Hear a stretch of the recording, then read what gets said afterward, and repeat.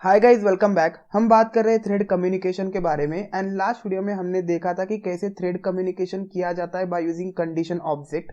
उस वीडियो में हमने एक एग्जांपल सॉल्व किया था called as a producer consumer problem. इस वीडियो में भी हम सेम प्रॉब्लम सॉल्व करेंगे, लेकिन एक नया तरीका यूज करेंगे थ्रेड कम्युनिकेशन का, that is by using Q object.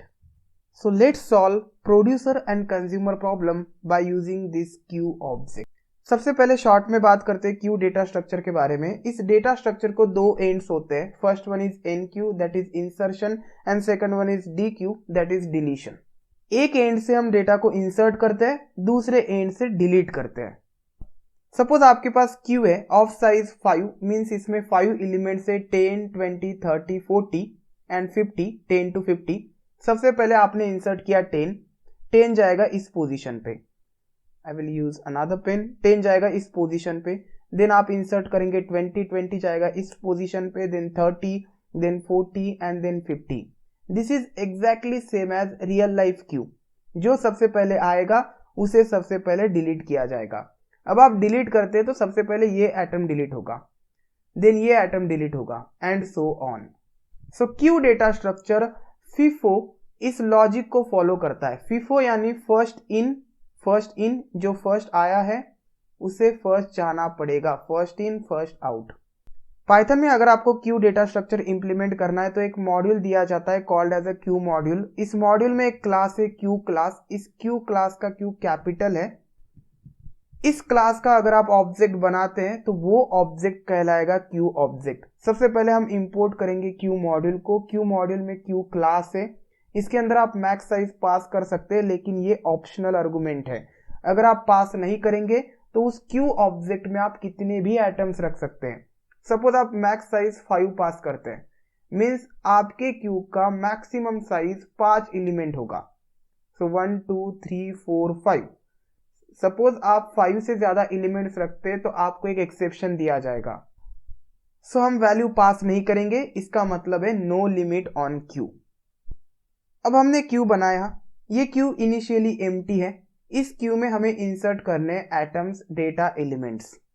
Data elements को इंसर्ट करने के लिए हम यूज करेंगे पुट मेथड। पुट मेथड में आपको पास करना है एटम जो आपको इंसर्ट करना है। सपोज आपको 10 वैल्यू इंसर्ट करनी है, पुट मेथड के अंदर आप 10 पास करेंगे। एक और ऑप्शनल आर्गुमेंट है, सो ये मैंडेटरी आर्गुमेंट है, ये ऑप्शनल आर्गुमेंट है। Block has value true, by default इसकी वैल्यू ट्रू है। अब अगर आप ब्लॉक का वैल्यू ट्रू रखते हैं, इसका मतलब ये है कि जो साइज आपने रखी है आपकी क्यू की, लेट्स कंसीडर इट इज 5।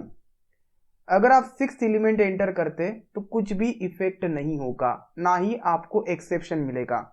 लेकिन अगर आप इसका वैल्यू फॉल्स रखते हैं, देन आपको एक्सेप्शन दिया जाएगा if you put 6th element and you have size of 5 elements only.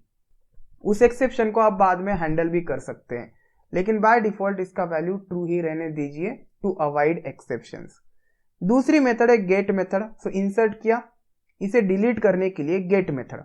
अगर आप गेट मेथड को कॉल करते कोई आर्गुमेंट हम पास नहीं करेंगे, क्योंकि बाय डिफॉल्ट जो फर्स्ट एलिमेंट है वो डिलीट होगा, वो गेट होगा।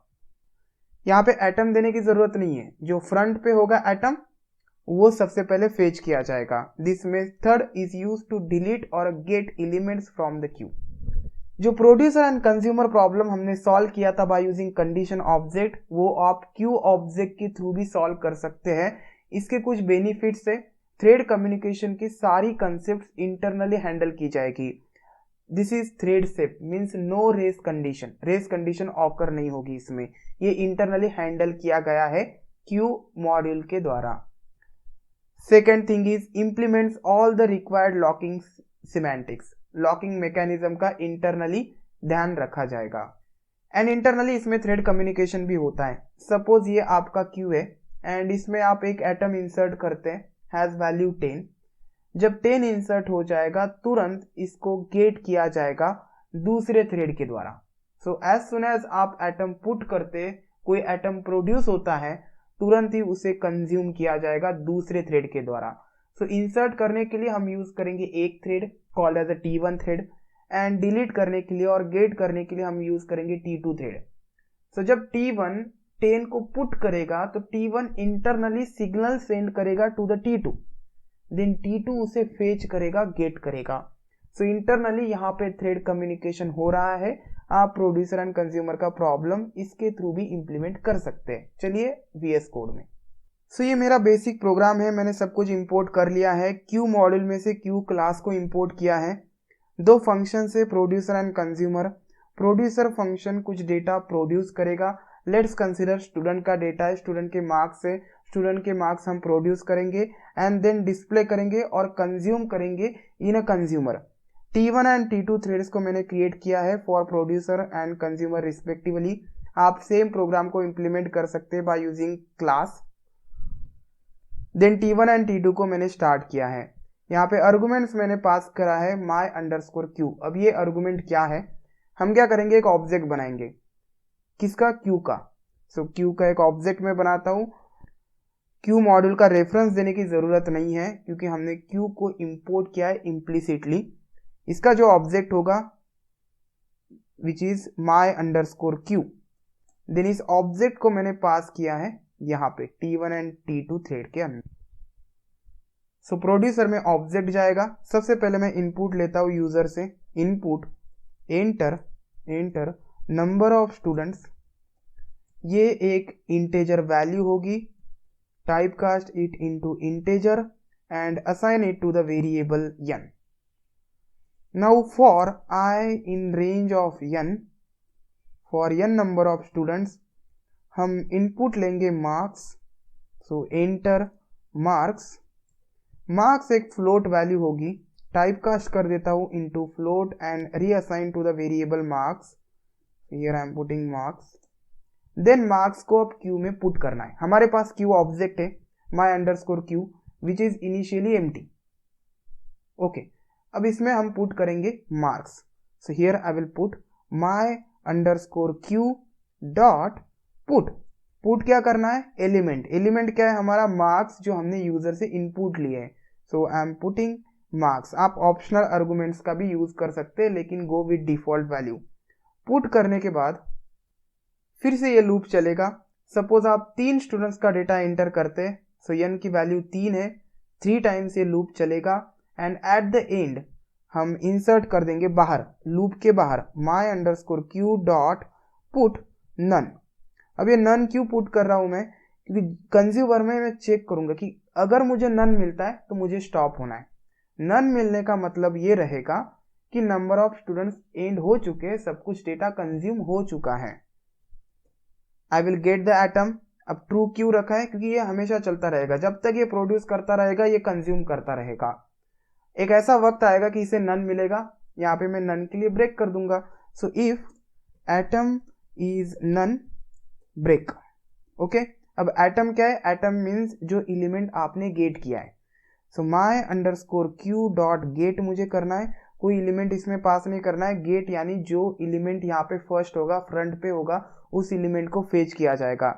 Assign it to the variable atom. So अगर एटम नन आता है मीन्स वो लास्ट एलिमेंट है, सब एलिमेंट्स फेच हो चुके हैं, ये रुक जाएगा, ब्रेक हो जाएगा व्हाइल लूप। देन मैं प्रिंट करता हूँ got that atom. So this is a f string and finally हमने प्रिंट करा है consumer and that's it it guys. Suppose आप 3 स्टूडेंट्स के मार्क्स एंटर करते हैं 30, देन आप एंटर करते हैं 40, देन आप एंटर करते हैं 50, देन ऑटोमेटिकली नन पुट किया जाएगा एट द एंड। जब कंज्यूमर इसे कंज्यूम करेगा तो सबसे पहला एलिमेंट ये कंज्यूम करेगा 30, देन ये कंज्यूम करेगा 40, देन 50 कंज्यूम करेगा एंड प्रिंट भी करेगा। लास्ट एलिमेंट इसे नन मिलेगा। नन मिलने के बाद मैंने क्या किया है? ब्रेक किया है। ब्रेक कीवर्ड एग्जीक्यूट होगा, व्हाइल लूप से बाहर आ जाएगा, बोलेगा कंज्यूमर एंड दैट्स इट। एटम्स को प्रोड्यूस किया गया, देन एटम्स को कंज्यूम किया गया with thread synchronization, locking mechanism and internally ये थ्रेड कम्युनिकेशन भी हो रहा है। कैसे हो रहा है मैं रन करके आपको दिखाता हूँ। इस प्रोग्राम को मैं रन करता हूँ। Enter number of students, producer and consumer, it should be yes here instead of D. दोनों रनिंग स्टेटस में मैं 3 यहाँ पे एंटर करता हूँ। Enter marks of first students 23, so you can see got 23। सो जब मैंने कुछ एटम क्रिएट किया, पुट किया, as soon as internally communicate किया गया to the consumer thread. and it started running its program. It got 30 here. Suppose मैं 56 enter करता हूँ, got 56, 78 एंटर करता हूँ, got 78 and consumer end हो जाएगा. I hope you got the concept. Thanks for watching this video. आप thread communication Q module का use करके भी कर सकते हैं. We'll see you next time.